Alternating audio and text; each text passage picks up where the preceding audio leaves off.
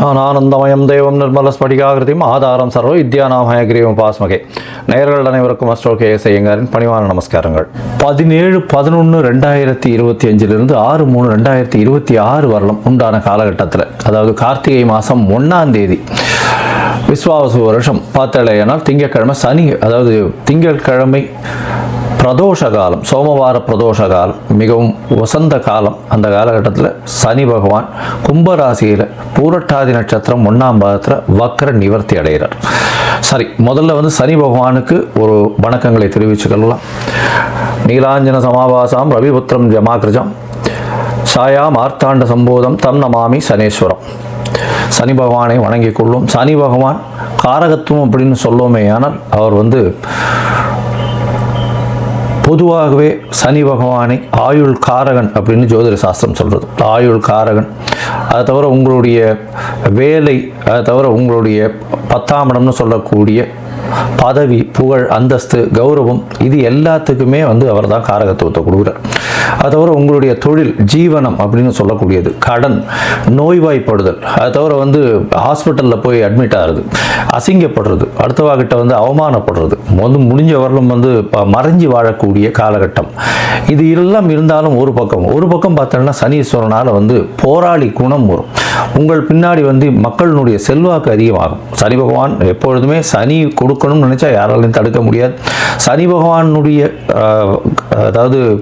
சனி பகவானுடைய தசாபுக்திகளில் தான் பெரிய பெரிய தலைவர்கள்லாம் பெரிய இடத்தை பிடிச்சிருக்கக்கூடிய காலகட்டமாக பார்க்குறோம். இந்த சனி பகவானின் காலகட்டத்தில் பார்த்தீங்கன்னா மக்களினுடைய செல்வாக்கை பெறக்கூடிய வாய்ப்புகள் மிகவும் அதிகம். இந்த லோயஸ்ட் பீப்புள் பிலீவ் பண்ணக்கூடிய அளவுக்கு சனியினுடைய காரகத்துவம் நல்லபடியாகவே அமையும். கீழ்த்தட்டு மக்களை நிச்சயமாக பயப்படுத்தக்கூடும், வசியப்படுத்தக்கூட நல்ல ஒரு ஏற்றமான விஷயங்களை இந்த சனி பகவான் கொடுப்பார்.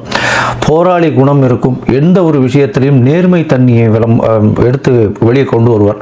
இதன் மூலியமாக பார்த்தாலேயானால் எந்த இடத்துல நேர்மை தன்மை இருக்கணுமோ, இந்த லோயர் மாஸில் அதை எடுத்து வெளியில் கொண்டு வரணும் அப்படின்றது தான் அவருடைய முக்கியமான இது. கீழ்த்தட்டு மக்களுக்கு மிகவும் ப்ரொடெக்ஷனாக இருக்கக்கூடிய, மிகவும் அவர்களுக்கு ஹெல்ப் பண்ணக்கூடிய, ரொம்ப இதுவாக இருக்கக்கூடிய ஒரு காரகட்டமாக இருக்கக்கூடும். அதனால் சனி திசை வரும்போது பார்த்தாலேயானால் கீழ்த்தட்டு மக்களுக்கு நம்ம ஏதாவது ஹெல்ப் பண்ணணும், அந்த மாதிரியான பொசிஷன்ஸில் இருந்தோமே ஆனால் கண்டிப்பாக நம்மளுக்கு சனி பகவானுடைய தாக்கம் நிச்சயமாக கம்மியாக இருக்கும்.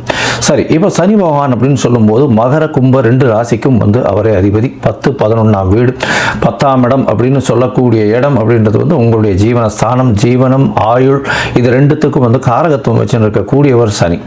சரி, இந்த சனி கெடுதல் மட்டும்தான் பண்ணுவாரா அப்படின்னா அப்படி இல்லை. சனியை வைத்து நிறைய நன்மைகளும் உண்டு. சனியை வைக்கிறதுனால பார்த்தாலேயானால் ஒரு அரசாங்கத்தினுடைய உயர் பதவியில் வரக்கூடிய வாய்ப்பு, அரசாங்கத்தின் மூலியமாக பெரிய இடத்துல போய் உட்கார்றது, அதை தவிர மக்களின் செல்வாக்களை அதிகமாக பெறுறது, மக்களின் செல்வாக்குகள் மூலியமாக அதீத உயரத்தை அடையக்கூடிய வாய்ப்புகள், மக்களால் போற்றப்படக்கூடியவர், அந்த மாதிரியான விஷயங்கள்லாம் இந்த சனி உச்சமாக இருந்தோ, ஆட்சியாக இருந்தோ, சுபர்கள் பார்த்தோ இருந்ததே ஆனால் நல்ல ஒரு ஏற்றம் இருக்கும்.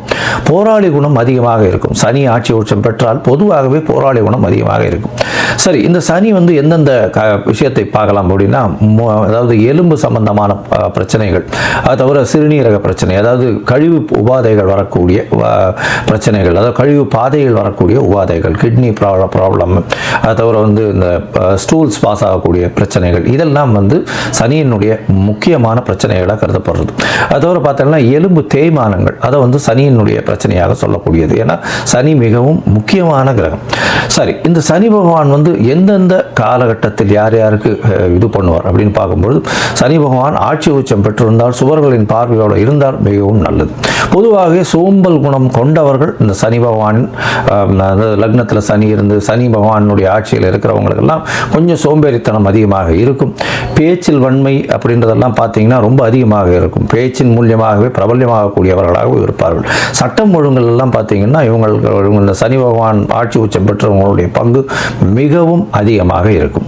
சரி, இப்போ பார்த்தாலேயானால் சனி பகவான் வக்கர நிவர்த்தி அடைகிறார். இந்த வக்கர நிவர்த்தி அடைகிறதுனால என்ன அப்படின்னு பார்த்தீங்கன்னா, இவ்வளவு நாளாக அவருடைய வேகம் கம்மியாக இருந்தது, அதன் மூலியமாக பலன்களும் கம்மியாக இருந்தது. இப்பொழுது பார்த்தீர்களேயானால் அவருடைய பலன்கள் மிகவும் அதிகமாக இருக்கும். ஏன்னா அடுத்த ஒரு கிட்டத்தட்ட கிட்டத்தட்ட ஒரு 4 மாத காலம் தான் வந்து இருக்க போகிறார். அதற்கு பிறகு அவருக்கு சனி பெயர்ச்சி 6/3/2026 வருது.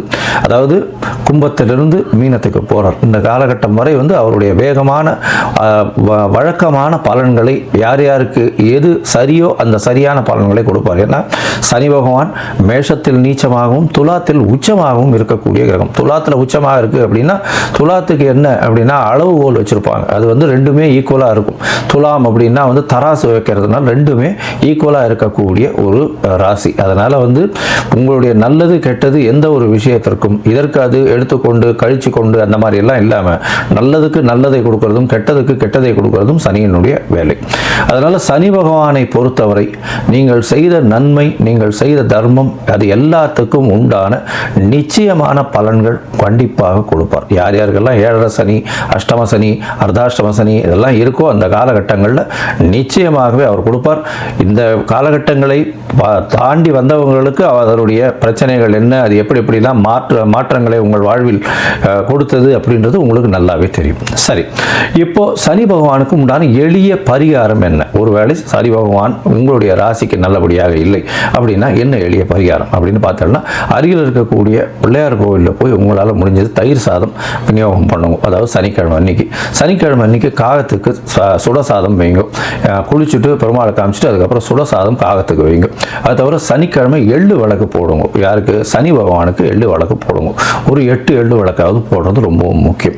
8 பிரதட்சணம் வர்றதும் ரொம்பவும் முக்கியம். அது தவிர பார்த்தோம்னா சனி பகவான் அப்படின்னு சொல்லும் போதே காகத்துக்கு உண்டான விஷயங்கள், காகத்துக்கு உண்டானது, அதாவது சாதம் வைக்கிறது, காகத்துக்கு உண்டான வடித்த சாப்பாடு, புது சாதம் வந்து சனிக்கிழமை வைக்கிறது ரொம்பவுமே முக்கியம்.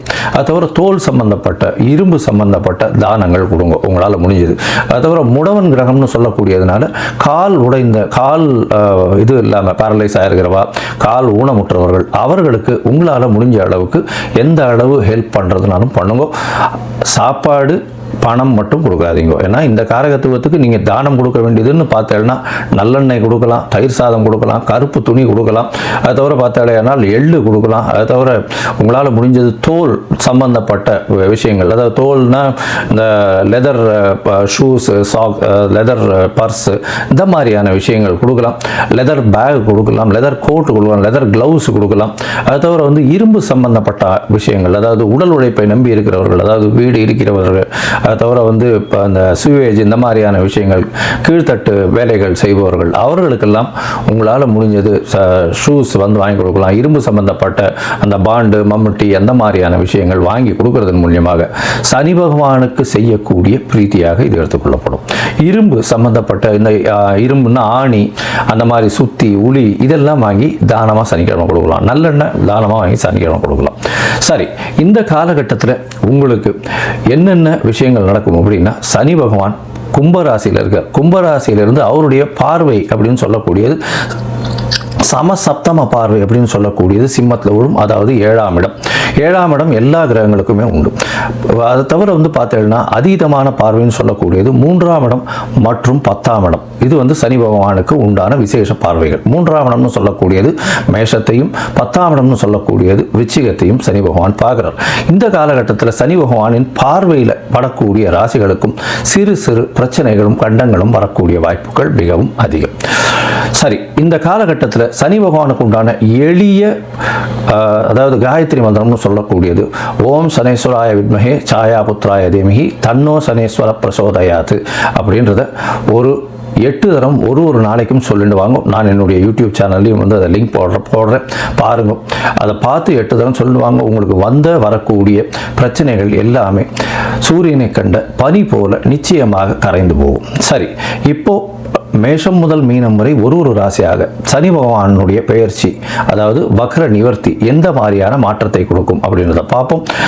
உங்களுக்கு ஜோதிடத்திற்கு, அதாவது அஸ்ட்ராலஜிக்கல் கன்சல்ட் வேணும் அப்படின்னா, ஜோதிடத்திற்கு உண்டான கன்சல்டேஷன் வேணும் வேணும்னா நீங்கள் உங்களுடைய date, time, place of birth, உங்களுடைய பெயர், உங்களுடைய தாய் தகப்பனார் பெயர் எனக்கு அனுப்பி வைங்க. என்னுடைய கட்டணம் என்னன்னு சொல்கிறேன். அந்த கட்டணத்தை நீங்கள் அனுப்பிச்சுட்டு அதற்கு பிறகு உங்களுக்கு நான் அப்பாயின்மெண்ட் தரேன். உங்களுடைய ஜாதகத்தை போட்டு அதில் சந்தி இருக்கா அப்படின்றத பார்த்துட்டு அதற்கப்புறம் உங்கள் ஜாதகத்தை போட்டு அவங்களுடைய டிஸ்கஷன் பண்ணுறேன். இப்போ நிறைய பேர் 50 வயசு 60 வயசு ஆனவாள்லாம் கூட சந்தி இருக்கிறது தெரியாமையே ரிஷபராசி மிருகசீரிஷ நட்சத்திரம் நினச்சிட்டு இருப்பா. ஆனால் மிதுன ராசி மிருகசீரிஷத்தில் இருப்பா. அதாவது உடைந்த நட்சத்திரங்கள்லையும் சரி, நட்சத்திர பாதங்கள்லையும் மாற்றங்கள் அதிகமாக இருக்கும். இதனால் உங்களுக்கு இப்போ நல்ல தசை நடக்கிறது நினச்சிட்டு இருப்பீங்க, தசை ஒன்றும் கை கொடுக்காது, பெரிய பிரச்சனையில் மாட்டிட்டு இருப்பீங்க. சரி, இப்போ மேஷம் முதல் மீனம் வரை ஒரு ராசியாக சனி பகவான் வக்ர நிவர்த்தியினுடைய பலன்களை பார்க்கலாம். மேஷ ராசி நேயர்கள், அஸ்வினி பரணி கிருத்திகை முதல் பாதம், அதாவது மொத்தமாக சேர்ந்து 9 பாதங்களை கொண்ட 3 நட்சத்திரங்கள் கொண்ட ராசி. இந்த மேஷ ராசிக்காரர்களுக்கு பார்த்தோம்னா 11ஆம் இடத்துல சனி பகவான் வக்ர நிவர்த்தி அடைகிறார். சனி பகவான் வக்ர நிவர்த்தி அடைகிறது 11ஆம் இடத்துல இருக்கும்பொழுது அப்படின்னா தொழிலில் அதீதமான லாபங்கள் வரக்கூடிய வாய்ப்புகள் உண்டு. ஏன்னா 11ஆம் இடம் அப்படின்னு சொல்லும் பொழுது உங்களுக்கு பொருள் காரகத்துவம்னு சொன்னீங்கன்னா லாபத்தை குறிக்கக்கூடிய இடம். அதை தவிர பார்த்தோம்னா உயிர் காரகத்துவத்தை சொல்லும் பொழுது மூத்த சகோதர சகோதரிகளோட சற்று இணக்கம் இல்லாத சூழ்நிலை ஏற்படும். மூத்த சகோதர சகோதரிகளோட சற்று பிரச்சனைகள் வரக்கூடிய வாய்ப்பு வரும். பம்பு வழக்கு இருந்தது ஏனால் அது சுமூகமாக இந்த காலகட்டத்தில் தீரக்கூடிய வாய்ப்புகள் இல்லை. ஏன்னா சனி பகவானுக்கு குரு பார்வையும் இப்போ இல்லை. அதனால் நிச்சயமாக பிரச்சனைகள் நிச்சயமாக அதிகமாக ஆகக்கூடிய, அதாவது மூத்த சகோதர சகோதரிகளோட ஆகக்கூடிய வாய்ப்புகள் உண்டு. இருப்பினும் தொழிலில் பார்த்தீங்கன்னா அதீத லாபம் வரக்கூடிய வாய்ப்புகள் நிச்சயமாக இருக்கும். உடல் நலத்தில் சற்று ஜாகிரதையாக இருக்கணும். ஏன்னா உங்களுடைய ராசியவே சனி பகவான் பார்க்குறார். ஏன்னா 3ஆம் பார்வையாக சனி பகவான் உங்களுடைய ராசியை பார்க்கறதுனால கண்டிப்பாக உடல் நலத்தில் சற்று சுணக்கம் இருக்கும், சோம்பேறித்தனம் கொஞ்சம் அதிகமாக இருக்கும், தூக்கம் அதிகமாக வரக்கூடிய வாய்ப்புகள் உண்டு. தூக்கம் அதிகம் அப்படின்னா காலம் கடந்த தூக்கம், அதாவது ராத்திரி ஆச்சுன்னா ஒரு 9 மணி 10 மணிக்குள்ளே தூங்கிடணும். அதை விட்டுட்டு 2 மணி வரலாம் முழிச்சுன்னு இருக்கிறது, கார்த்தால 9:30 மணி 10 மணிக்கு எழுந்துக்கிறது, இந்த மாதிரியான காலம் தாழ்ந்த தூக்கங்கள்லாம் கொஞ்சம் அதிகமாக இருக்கக்கூடிய காலகட்டம். மனசு அலைபாயக்கூடிய வாய்ப்புகள் நிச்சயமாக உண்டு. மனதை கட்டுப்படுத்தி கொள்ளக்கூடிய வேண்டிய காலகட்டமாக அமைய போகிறது. இந்த மாதத்தில் பார்த்தீங்கன்னா, அதாவது இந்த காலகட்டம், அதாவது 17/11/2025 6/3/2026 வரலும் உண்டான காலகட்டத்தில் பூரட்டாதி 1ஆம் பாதத்தில் இருக்கக்கூடிய சனி பகவான் குருவினுடைய நட்சத்திரத்தில் இருக்கு. அதனால் ஓரளவுக்கு உடல் நலத்தில் பின்னடைவு இருந்தாலும் அது மேனேஜபிளாக இருக்கும், கவலைப்பட தேவையில்லை. உங்களுடைய ராசிக்கு 5ஆம் இடத்தை பார்க்குறார். 5ஆம் இடம்னு சொல்லக்கூடியது புத்திரஸ்தானம், அதாவது பூர்வ புண்ணிய புத்திரஸ்தானம் அப்படின்னு சொல்லக்கூடிய இடம். இந்த காலகட்டத்தில் 5ஆம் இடத்தை பார்க்கறதுனால குழந்தைக்காக எதிர்பார்த்து கொண்டு இருப்பவர்களுக்கு சற்று பின்னடைவு ஏற்படக்கூடிய வாய்ப்புகள் உண்டு. குழந்தைகள் மூலியமாக சிறு சிறு தொல்லைகள் வரக்கூடிய வாய்ப்புகள் நிச்சயமாக உண்டு. இதனால் பார்த்தீங்கன்னா உங்களுடைய ராசிக்கு 5ஆம் இடத்தை சனி பகவான் பார்க்கிறார். அதுவும் ஆட்சி பெற்ற சனி கும்ப சனியே பார்க்கறதுனால உங்களுக்கும் 5ஆம் இடம்னு சொல்லக்கூடிய இடத்தை பதவி புகழ் அந்தஸ்து கௌரவத்தையும் சுட்டி காட்டக்கூடிய இடம். அது தவிர கடனை விட்டு வெளியில் செல்லக்கூடிய, கடன் விலகக்கூடிய இடம் அப்படின்னு சொல்றது. அதனால அந்த இடத்த சனி பார்க்கறதுனால கண்டிப்பாக சிறு சிறு கடன்கள் ஏறக்கூடிய வாய்ப்புகள் நிச்சயமாக உண்டு. உங்களுடைய ராசிக்கு பார்த்தோம்னா 8ஆம் இடத்துல சனி பகவான் பார்க்கிறார். உங்களுடைய ராசிக்கு 8ஆம் இடத்தை பார்க்கிறார், விருச்சிகத்தை. இதன் மூலியமாக பார்க்கும்போது 8ஆம் இடம்னு சொல்லக்கூடியது மறைவு ஸ்தானம். மறைவு ஸ்தானத்தை சனி பகவான் பார்க்கிறார். அதனால மறைந்த இடத்திலிருந்து திடீர் பணவரவு வரக்கூடிய வாய்ப்புகள் அதிகம். இந்த மேஷ ராசிக்காரர்கள், அதுவும் நெருப்பு சம்பந்தம், இரும்பு சம்பந்தம், அந்த மாதிரியான விஷயங்கள்ல இருக்கிறவங்க, டாக்டர் தொழிலில் இருக்கிறவங்க, மருத்துவ உதவி, மருத்துவ சம்பந்தப்பட்ட தொழில், அது தவிர வியாபாரம் செய்யக்கூடியவர்கள், இவங்களுக்கெல்லாம் நல்ல ஒரு ஏற்றம் இருக்கும். அரசு பணி, அரசியல் சார்ந்தவர்களுக்கு பெரிய ஏற்றம் கிடைக்கக்கூடிய வாய்ப்புகள் நிச்சயமாக இருக்கும். இந்த காலகட்டத்தில் அரசு சம்பந்தமான, அரசியல் சம்பந்தமானவர்களுக்கு ஒரு பெரிய ஜாக்பாட் அடிக்கக்கூடிய காலகட்டமாக அமைய போகிறது. இந்த சனி பகவான் 11ஆம் இடத்துல இருக்கிறதுனால 11ஆம் இடம் சொல்லக்கூடியது மிகவும் ஏற்றமான ஸ்தானம். அதுவும் சனி பகவான் உங்களுடைய ராசிக்கு 10-11 அதிபதி. அதனால தொழிலில் அபரிமிதமான ஏற்றங்கள் வரக்கூடிய வாய்ப்புகள் நிச்சயமாக உண்டு. சொந்த தொழில் செய்பவர்களுக்கெல்லாம் பெரிய ஏற்றம் இருக்கும். அதை தவிர அதாவது வேறு இடத்துல வேலை செய்கிறவங்களுக்கு பார்த்தீங்கன்னா உங்களுக்கு கீழ்ப்படிந்து நடக்கக்கூடியவர்கள் நல்ல ஒரு ஏற்றமான விஷயத்தை கண்டிப்பாக கொடுப்பாங்க. உங்களுக்குன்னு வந்து ஃபாலோவர்ஸ் இருக்கக்கூடிய வாய்ப்புகள் நிச்சயமாக உண்டு. அது தவிர நீங்கள் சொல்லக்கூடியதை நிச்சயமாக ஏற்றுக்கொண்டு வரக்கூடிய வாய்ப்புகள் உண்டு. கீழ்த்தட்டு மக்கள் மூலியமாக அபரிமிதமான ஏற்றத்தை பெறக்கூடிய வாய்ப்புகள் நிச்சயமாக உங்களுக்கு உண்டு. இந்த காலகட்டத்தில் பார்க்கும்பொழுது உங்களுக்கு சனி பகவான் மூலியமாக நல்ல ஒரு ஏற்றமான காலம் வரக்கூடிய வாய்ப்புகள் மிகவும் அதிகம். ஏன்னா பண வரவிற்கு பஞ்சம் இருக்காது. தொழிலில் வந்து ஆயுள் காரகனானவன் ஆயுளையும் நல்லபடியாக கொடுப்பான். உடல் நலத்தை பின்னடைவு இருந்தாலும் அது பெரிய பிரச்சனையே வராது. ஜீவனஸ்தான அதிபதினு சொல்லக்கூடியவரே லாபஸ்தானத்தில் இருக்கிறதுனால ஜீவனம் நல்ல ஒரு ஏற்றத்தை கொடுக்கும். செய்யக்கூடிய தொழிலில் அபரிமிதமான லாபம் இருக்கக்கூடிய வாய்ப்புகள் இருக்கும். நீங்கள் வந்து அருகில் இருக்கக்கூடிய ஆஞ்சநேயர் கோவிலுக்கு போங்க. ஆஞ்சநேயர் கோவிலுக்கு போயிட்டு அங்கே வந்து பேரிச்சம்பழம் வந்து தானம் கொடுங்க. பேரிச்சம்பழம் உங்களால் முடிஞ்ச அளவுக்கு தானம் கொடுங்க. ஏன்னா சனி பகவானுக்கு ஏற்ற பழம் அப்படின்னு சொல்லக்கூடியது. இது வந்து சனீஸ்வரனுக்கே உண்டானது அப்படின்னு சொல்லக்கூடியது. அதனால் பேரிச்சம்பழம் இரும்பு சத்து அதிகம், அது வந்து தானமாக கொடுங்க. அதன் மூலியமாக உங்களுக்கு சனி பகவானால் ஏதாவது கெடு நன்மை கெடு பலன்கள் வறுமையான அது வந்து தவிர்க்கப்படும்.